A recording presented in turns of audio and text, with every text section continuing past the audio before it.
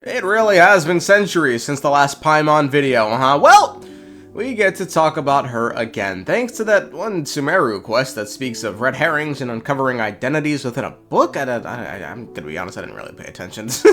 A brief recap of the quest. I think it's something like everyone was circling names in a book so as to not spoil who the murderer was, but it ended up being the first name circled, and when others got the copy and realized this, they decided to circle some more names as to add some red herrings. Something, the best place to hide a leaf is in a forest. Anyway, this has now got people wondering if this book will mirror our own story within Teyvat. If the first person we came across, Paimon, is the culprit of something. Usually it seems to be she's either our beloved sustainer of heavenly principles, or even the Primordial One, a progenitor god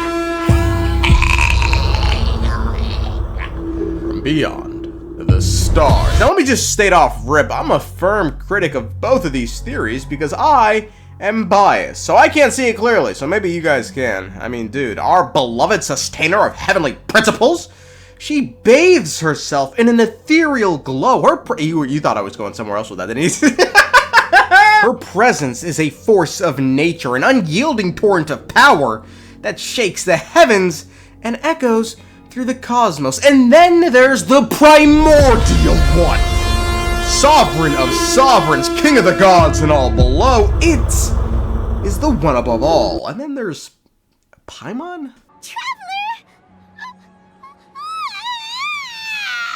No, these two great figures would never stoop to such duplicitous means to achieve their goals, unless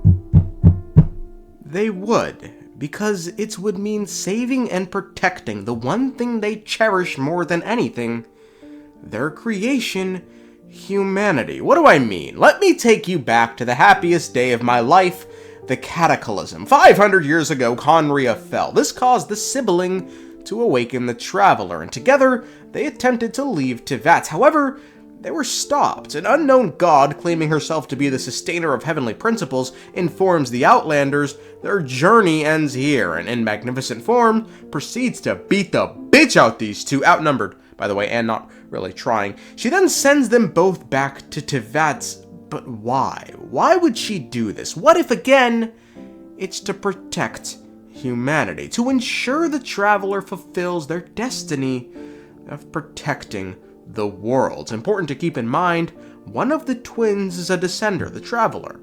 And our good friend Renee has a pretty good descriptor on descenders. Quotes, "Lies beneath the great sea" is itself an interesting phrase. It comes from ancient Sumeru texts and should be read as Narayana, which also means primordial human. This too is my goal, for not all that comes from beyond may be as one that descends. That title belongs only to wills that can rival an entire world. That is what I seek. The way to become just such a will, one that can protect the world, sustain the world, destroy the world, and create the worlds. Now this list, I'm pretty confident, is inverted or upside down, because we can match the wills with each of the descenders in reverse order. The will who created the world would be the first descender, the Primordial One. The one who created all. The will to destroy the world would be the second descender, that bastard crackhead dragon King Nemo.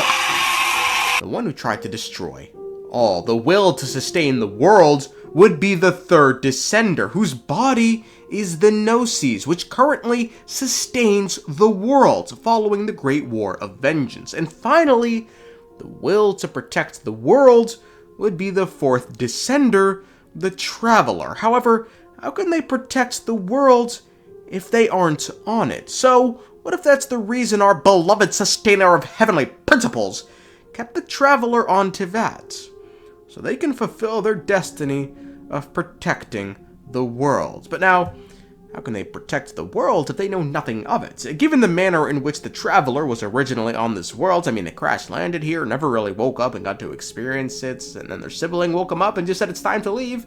They get zapped back, sleep for 500 years, and when they awake, all they can do is wander around in the wilderness because they're lost and they don't know the language. They're in no position to protect the world. That is until a guide appears. A Paimon, who teaches them the language, tells them how the world works, the culture, the food, the gods, and slowly but surely, it's thanks to this guide that the traveler becomes familiar enough with the world to start protecting it. But given it was the heavenly principles who set this plan into motion by sending the traveler back to Teyvat, it makes sense then they would keep it going by aiding them by sending Paimon. Paimon's connection to the skies all but confirmed at this point. However, even if this theory were to be true, this does absolutely nothing to further the fact that Paimon is the unknown god, or Phanes. We know very little of the MO of Celestia, their operatives, the gods there. Paimon could be any random nigga. As a matter of fact, I'm inclined to believe that the reason the Traveler was picked as the one to protect Teyvat was because the Heavenly Principles no longer can. The Traveler's character story writes, quote, "The Keeper is fading away, the Creator has not yet come, but the world shall burn no more, for you shall ascend." However, fun fact, in CN it's better translated as, quote, "The Sustainer is passing away, the Creator has not yet come, but the world shall burn no more, for you shall ascend to the seat of the gods." So not only does this further reinforce the idea of the Traveler protecting Teyvat, I mean, it literally says the world shall burn no more because you shall ascend. Now we get the added bonus of potentially uncovering why the Heavenly Principles can no longer protect Teyvat, and it's because the Sustainer is passing away, and the Creator is missing. We know of only one Sustainer, and it's the Sustainer of Heavenly Principles. Right? What if I said no? Because in a sense, the third Descender is also a Sustainer, given they sustain the world as their body...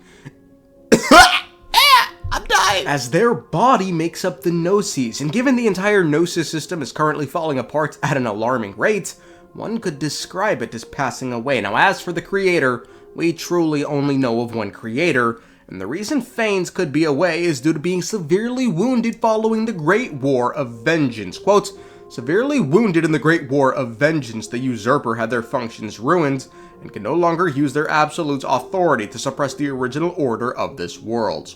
Rest and recuperation, folks. It's important. Ludfo. Anyway, ain't no way none of y'all niggas know about Ludfo, bro. Ain't no way. Fuck out of here, nigga. So where does this leave us, huh? Well, it may look something like this. Following the Great War of Vengeance, which saw a souped-up Nibelung on crack for dragons' forbidden knowledge trying to ruin the world, the Primordial one was severely wounded and on life supports. They got the third Descender to sustain the world through its body, as Phanes no longer could. Its body would become the Gnosis, and a great war of the gods would be kickstarted to decide who gets a Gnosis. However, the effects of the Great War of Vengeance proved far too much, and in the end, they were corrupted, they being the Heavenly Principles. However, as the ones who control fate, they found a workaround. The Heavenly Principles decided to allow Conria to try their little rebellion and summon Outlanders, knowing they themselves would be able to land a Descender to protect the world, as they soon would no longer be able to. Eventually, the fourth Descender came, the Heavenly Principles sent them back to Teyvat and provided them a guide in the form of Paimon to show them why the world is worth protecting. Now, do I believe this theory? Hell no, nigga!